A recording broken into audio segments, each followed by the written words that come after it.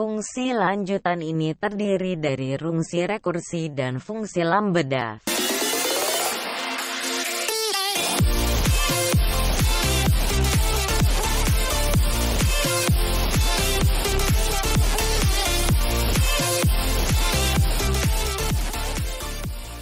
Fungsi lanjut Python. Sebelum menonton video ini, seharusnya Anda sudah memahami terlebih dahulu tentang fungsi.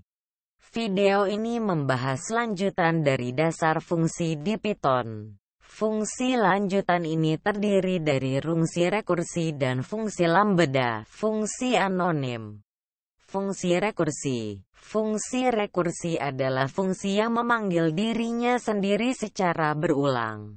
Jadi di dalam tubuh fungsi kita memanggil fungsi itu sendiri. Di dalam matematika kita mengenal tentang faktorial.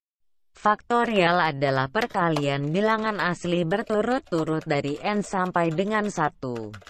Faktorial n dinotasikan dengan n, di mana n sama dengan n1, n2, n3, 3, 2, 1. Faktorial adalah contoh dari fungsi rekursi. Pada contoh di atas, fungsi faktorial memanggil dirinya sendiri secara rekursi. Ilustrasi proses dari fungsi di atas adalah seperti berikut. Rekursi fungsi berakhir saat bilangan sudah berkurang menjadi 1. Ini disebut sebagai kondisi dasar, base condition. Setiap fungsi rekursi harus memiliki kondisi dasar.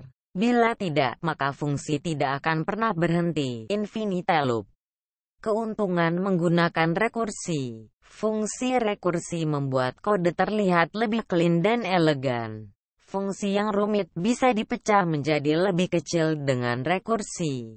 Membangkitkan data berurut lebih mudah menggunakan rekursi ketimbang menggunakan iterasi bersarang. Kerugian menggunakan rekursi. Terkadang logika di balik rekursi agak sukar untuk diikuti. Pemanggilan rekursi kurang efektif karena memakan lebih banyak memori. Fungsi rekursi lebih sulit untuk didebug. Fungsi anonim, lambda. Salah satu fitur Python yang cukup berguna adalah fungsi anonim. Dikatakan fungsi anonim karena fungsi ini tidak diberikan nama pada saat didefinisikan. Pada fungsi biasa kita menggunakan kata kunci def untuk membuatnya, sedangkan fungsi anonim ini kita menggunakan kata kunci lambda. Oleh karena itu, fungsi anonim ini dikenal juga dengan fungsi lambda. Fungsi lambda bisa mempunyai banyak argumen, tapi hanya boleh memiliki satu ekspresi. Ekspresi tersebutlah yang dikembalikan sebagai hasil dari fungsi. Fungsi lambda bisa kita simpan di dalam variabel untuk digunakan kemudian. Penggunaan fungsi lambda. Lambda digunakan pada saat kita membutuhkan fungsi anonim untuk saat yang singkat. Di Python, fungsi lambda sering digunakan sebagai argumen untuk fungsi yang menggunakan fungsi lain sebagai argumen seperti fungsi filter, map dan lain-lain. Contoh penggunaan lambda dengan fungsi filter. Fungsi filter mengambil dua buah argumen, yaitu satu buah fungsi dan satu buah list. Sesuai dengan namanya filter, penyaring. Fungsi akan menguji semua anggota list terhadap fungsi apakah dan mengambil hasil yang bernilai true. Hasil keluarannya adalah sebuah list baru hasil filter. Contoh penggunaan lambda dengan fungsi map.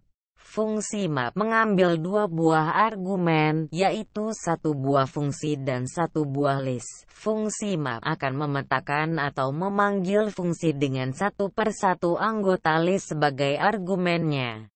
Hasilnya adalah list baru hasil dari keluaran fungsi terhadap masing-masing anggota list.